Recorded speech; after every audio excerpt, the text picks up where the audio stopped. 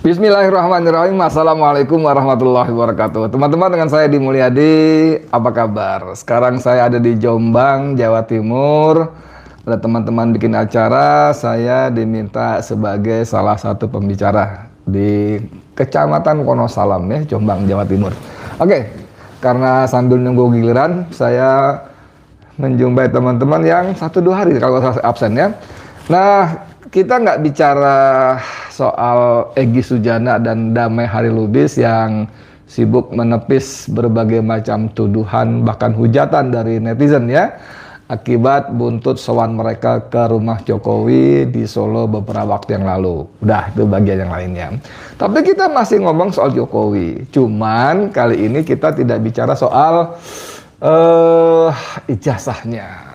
Pertama, sudah ada ahlinya, Roy Rismontiva. Ini 3 pendekar ini punya ilmu yang mumpuni, ya, punya kapasitas yang sangat memadai untuk bicara seperti itu, ya. Dia dengan berbagai disiplin ilmunya, Rismon dengan digital forensiknya, Roy Suryo dengan telematikanya, Dr. Tiva dengan behavior neuroscience behavior ya gitu ya. Ada ilmu baru yang dia dan teman-temannya sebut apa ya? Ada dengan politiknya lah gitu ya, dengan masalah-masalah neuroscience. Oke, itu bukan bidang saya sama sekali. Teman-teman, pekan lalu ketika saya berkunjung ke Aceh, Tamiang, saya sempat mampir ke beberapa lokasi lain. Di luar kepentingan kunjungan bencana Tamiang itu, saya ketemu dengan seorang yang sangat dekat dengan lingkar kekuasaan. Kita ngobrol ngalor ngidul dan kemudian tiba-tiba dia bilang, itu Jokowi sudah menghitam kulitnya. Saya bilang, sudah rame. Fotonya dengan kaki yang menghitam itu kan sudah juga beredar di akun X-nya beberapa netizen. Saya bilang begitu. Enggak, kabar terbaru itu menghitam kakinya itu sudah naik, sudah ke arah paha, bahkan kemaluan dan ke pinggang. Saya bilang sok tahu loh, saya bilang gitu kan, karena ini teman-teman dekat kan, usia pun ya beda beberapa bulan saja lah. Saya bilang sok tahu loh. Enggak, udah dapat dari orang yang tahu di dalam. Nah, kan menarik ya, saya jadi ingat beberapa postingan Dr. Tiva yang bicara soal penyakitnya Joko Widodo. Nah, teman-teman sekalian, sebelum saya bikin konten ini, saya bikin thumbnailnya, lalu saya kirim ke Dr. Tiva. Juga saya ambil beberapa postingan Dr. Tiva di akun X-nya. Lalu saya kasih pesan begini ke Dr. Tiva. Ini ya, saya bacain pesan saya. Assalamualaikum warahmatullahi wabarakatuh, Mbak. Kita ngobrol live by phone soal ini yuk. Soal yang barusan saya ngomong ya, ada thumbnailnya, ada beberapa postingan Dr. Tiva yang saya forward ulang ke yang bersangkutan. Tak siapin ya sekarang gitu. Maksudnya sekarang ini gitu, nggak nanti malam, nggak besok gitu ya. Karena beberapa menit tidak ada respon, saya telepon. Masuk, teleponnya berdering, bukan memanggil, masuk. Cuman kodenya nggak diangkat. Nah, saya memang dengan Dr. Tiva ini kalau soal komunikasi ini sama tanda kutip sableng ya. Sama sablengnya, Dr. Tiva kadang-kadang nggak ngangkat karena nggak keangkat. Teleponnya ada di dalam tas lah, ada di meja lah, ada di mana lah gitu kan. Saya juga begitu. Beberapa hari lalu, pekan lalu, Dr. Tiva minta saya menjadi saksi di Polda. Saya siap, saya bilang begitu kan. Lalu udah, saya lewat WA, maksud saya pesan WA ya. Lalu ternyata Dr. Tiva nggak lama menyusul informasinya. Siang ini kita ketemu jam 13 di sebuah tempat di Jakarta Selatan. Nah teman-teman, saya itu punya penyakit buruk. WA itu sampai ketumpuk-tumpuk. Memang tiap hari ribuan WA masuk ya, dan itu ketumpuk-tumpuk. Jadi jangankan grup ya, para japrinya saya sering ketumpuk-tumpuk gitu loh. Dan ini keluhan bukan cuma dari teman-teman dekat, dari keluarga juga, dari anak, istri juga suka pada protes. Abi gimana sih di WA dari kemarin, dari pagi. Nah itu. Dan maaf. Begitu saya baca besokan harinya, ada undangan dari Dokter Tifa jam 13 untuk ketemu dengan tim lawyernya, bicara soal tadi menjadi saksi di Polda. Saya bilang udah telat, saya tahunya. Nah, gitu juga dengan Dokter Tifa ya.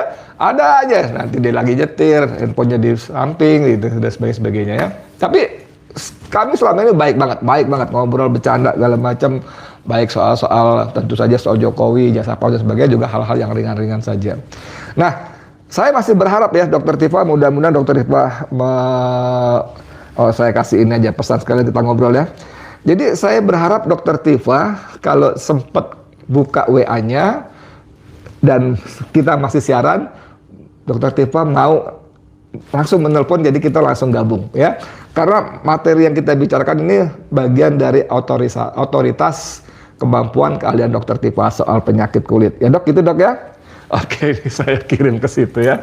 Nah, saya bacakan beberapa postingan Dokter Tifa ya terkait soal ini. Ini misalnya begini. Di akun X-nya, dia pernah menulis pada 29 Mei 2025 dan sampai hari ini saya buka sore ini sudah 1,3 juta kali tayangan. Ngeri ya. Dia begini, Pak Jokowi kok seperti kena autoimun. Wajah dan leher tiba-tiba penuh melasma atau bercak-bercak hitam. Dan tiba-tiba juga alosepia berat, rambut rontok mendadak di dahi, ubun-ubun belakang kepala. Autoimun atau hiperkortisolisme. Nah, sama-sama nggak ngerti saya ya. Autoimun oke lah, orang kita mulai paham ya karena berulang-ulang disebut, dijelaskan. Tapi kalau hiperkortisolisme nggak ngerti saya juga. Saya bacain aja. Dokter pribadi perlu meresepkan antidepresan deh. Kasihan beban berbohong 10 tahun nggak kebayang rasanya. Ya, ada beberapa postingannya. Nah, ini antara lain soal bohong dia nih. Tahun ini kita akan kurang lebih 60.000 unit alat mesin pertanian. Alat-alat mesin pertanian. Pesanan sudah kira-kira lebih dari 6.000. Dan perkiraan saya bisa 3 sampai 4 kali lipat yang pesan. Padahal kemampuannya baru 200-300. Kira-kira 200 sampai 300. Jadi kalau Mas Tommy mau pesan sekarang, tunggunya 3 tahun.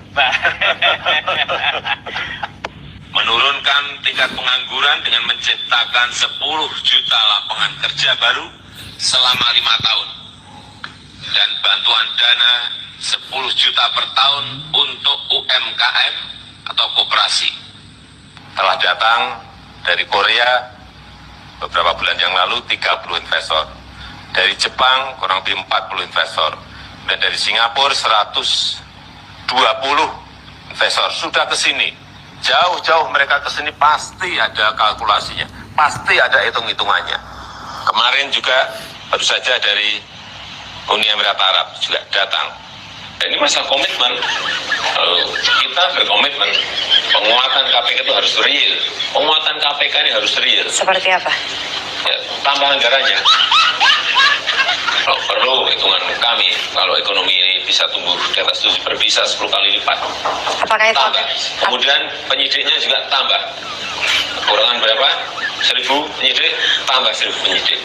Memang harus tegas. Kalau kita mau ngomong serius ya harus seperti itu. Jangan semu ragu dan basa-basi. Kita harus tegas, harus berani. Tidak boleh ngerangkep jabatan. Kerja di satu tempat saja belum tentu benar kok. Klausulnya jelas bahwa bisa kita ambil kembali. Hanya sampai sekarang belum kita ambil. Oleh sebab itu, ke depan saya kira kuncinya hanya satu. Yaitu kita buyback kembali. Kita ambil kembali saham itu dan menjadi milik kita lagi. Stop impor pangan, stop impor beras, stop impor daging, stop impor bawang, stop impor kedelai, stop impor sayur. Banyak ya. Mobil ini sudah dipesan 6.000 unit. Kalau nanti sudah keluar like operasinya, maka bisa 3-4 kali lipat Padahal produksi cuma 200-300 soal SMK. Bohong. Kan? Tadi soal penguatan KPK, kalau perlu kita tambah anggarannya, kita tambah penyidiknya, bohong. Yang terjadi justru pelemahan KPK. Di zaman dia KPK dibonsai, dikerdilkan ya. Kalau kata Abdullah Yahamahua, penasihat KPK 2 periode 8 tahun, ketika saya mengatakan dibonsai, dikerdilkan, kata Bang Dullah, saya menyebutnya Bang Dullah, Abdullah Yahamahua mengatakan, bukan dikerdilkan. KPK itu sedang disakratul mautkan ya. Setelah undang-undangnya direvisi, terjadi penolakan begitu dahsyat ya, di mana-mana bahkan anak-anak STM pun turun ke lapangan, ke jalan. Lalu ditambah lagi ditaruh pimpinan yang brengsek namanya Firly Bahuri ya kan, sampai sekarang pun status tersangka tapi entah kemana kan gitu kan. Jadi begitu banyak kebohongannya, seperti Dr. Tifa bilang, apakah itu merupakan beban ya, beban dari kebohongan yang bertubi-tubi sehingga dia harus bertanggung jawab secara moral di hatinya. Mungkin ya sejahat-jahatnya manusia kan ada sisi baiknya. Mungkin sisi baiknya dalam hati dia mengakui dosa-dosa dia, kesalahan-kesalahan dia, kejahatan-kejahatan dia, sehingga istilah Dr. Tifa membuat daya tahan fisiknya jebol, dan itu menyebabkan kulitnya bermasalah. Nah, teman-teman sekalian, banyak sekali sebetulnya dari sini ya. Mulai sadar bahwa semua aktingnya panik dan makin dalam gugatan hukum di pengadilan. Mantan Presiden ke-7 Joko Widodo alias Jokowi terlihat panik dan makin gelisah. Demikian pandangan peneliti media dan politik Buniyani dalam keterangannya, dikutip Senin 19 Mei 2025. Jokowi tampak semakin cepat tua. Bagian agak atas memperlihatkan rambutnya sudah kelihatan jarang dan rontok, kata Buniyani. Buniyani menduga Jokowi sudah mendapat firasat kurang baik sehingga kondisi fisiknya semakin terganggu. Mungkin juga dia mulai sadar bahwa semua aktingnya di depan kamera sudah tidak mempan lagi mengelabui rakyat, kata Buniyani. Namun kabar keseriusan Presiden Prabowo Subianto untuk memberantas korupsi dengan tidak melibatkan kepolisian, kata Buniyani, berpotensi yang paling merisaukan Jokowi. Publik membaca langkah Prabowo memerintahkan TNI untuk menjaga kantor-kantor kejaksaan di seluruh Indonesia sebagai sikap tidak percayanya pada kepolisian, kata Yani. Bila langkah Prabowo ini berhasil, sejumlah gugatan hukum di pengadilan. Ya, jadi yang tadi barusan itu punya Buniyani itu juga diposting ulang oleh Dr. Tifa. Nah, kita kembali ke postingan Dr. Tifa ya. Pak Jokowi kok seperti kena autoimun. Wajah dan leher tiba-tiba penuh melasma atau bercak-bercak hitam. Nah, bercak-bercak hitam itu dalam istilah kedokteran ternyata namanya melasma. Saya juga baru tahu ya. Dan tiba-tiba juga alopecia berat, rambut rontok mendadak di dahi, ubun-ubun dan belakang kepala. Dan sekarang semakin rontok lagi. Jadi Dr. Tifa menulis ini pada bulan Mei ya, Mei tanggal 29 Mei 2025, sekarang bulan Januari. Jadi setengah tahun yang lalu, 6 bulan yang lalu, dan ini semakin menunjukkan gejala-gejala kebenaran yang disampaikan oleh Dr. Tifa. Dan saya ulang lagi bahwa Dr. Tifa memang punya kemampuan, punya ilmu, punya kapasitas untuk bicara seperti ini. Ya, kalau saya bicara ngawur lu ngarang kalau Dr. Tifa pasti punya kemampuan. Nah, kembali ke soal bocoran tadi, saya mau konfirmasi ke siapa? Seharusnya memang informasi seperti ini diverifikasi. Harusnya sebagai jurnalis harus diverifikasi. Saya tanya ketika teman saya pekan lalu ngomong sama saya, itu kulit Jokowi menghitam. Loh iya memang menghitam, kakinya, iya kan sudah ada, saya bilang. Kan sudah ada di fotonya di banyak media sosial. Enggak, itu semakin ke atas, Itu semakin ke atas sampai, mohon maaf ya, kemaluan, sampai paha, sampai kemaluan, sampai ke pinggang. Saya bilang, sok tahu loh, saya bilang gitu. Dari mana lo tahu? Ada, kita ada informasi. Nah, teman kita ini, teman saya ini memang di lingkaran dekat kekuasaan, pusat kekuasaan, tengah-tengahnya kekuasaan gitu ya. Cuman lagi-lagi saya berpikir, kemana saya harus mengkonfirmasi, memverifikasi seperti ini. Tadi saya berharap kalau Dr. Tifa berkenan pas nyambung, dia bisa berikan keterangan-keterangan tambahan soal ini. Tadinya saya berharap begitu, tapi sudah 14 menit kita bicara, Dr. Tifa juga belum ngangkat juga. Apa perlu kita sambil ngobrol, kita telepon ya. Siapa tahu kali ini nyambung ya. Bentar. Siapa tahu nyambung, mudah-mudahan. Jadi teman-teman sekalian, cerita-cerita seperti ini semakin menguatkan bahwa apa yang dialami oleh Joko Widodo itu terlampau berat untuk ukuran dia. Masalah ijazah palsu, ya, masalah anaknya Gibran Raka Buming Raka yang juga dikejar-kejar oleh trio ini, Rismon, Roy, dan Tifa. Dan khusus Rismon menulis buku Gibran Endgame kan, GEG kan, dengan subjudul Wapres tak lulus SMA, tidak lulus SMA. Ini betul-betul menghantui dan membuat beban pikiran yang sangat berat, memberikan beban psikologis yang sangat berat kepada Joko Widodo. Karena biar bagaimanapun sebelon-belonnya Gibran adalah wakil presiden. Dan itu menjadi bumper yang sangat kokoh untuk bapaknya, yaitu Joko Widodo. Sekarang saja dengan peristiwa soannya Egy dan DHL ke rumahnya, yang kemudian diikuti terbitnya SP3, surat penghentian perintah penyidikan, itu menunjukkan Jokowi masih sangat kuat pengaruhnya, cengkramannya di tubuh Polri. Bagaimana mungkin seorang yang sudah lengser 14-15 bulan yang lalu masih bisa memerintahkan kepolisian untuk menerbitkan SP3 bagi dua orang ini. Kemudian dengan dicabutnya cekal terhadap mereka berdua juga menunjukkan bahwa Jokowi masih sangat kuat di Kementerian Imigrasi. Imigrasi dan Pemasyarakatan. Yang walaupun kalau kita tahu menterinya juga adalah mantan Kabar Reskrim, Agus ya.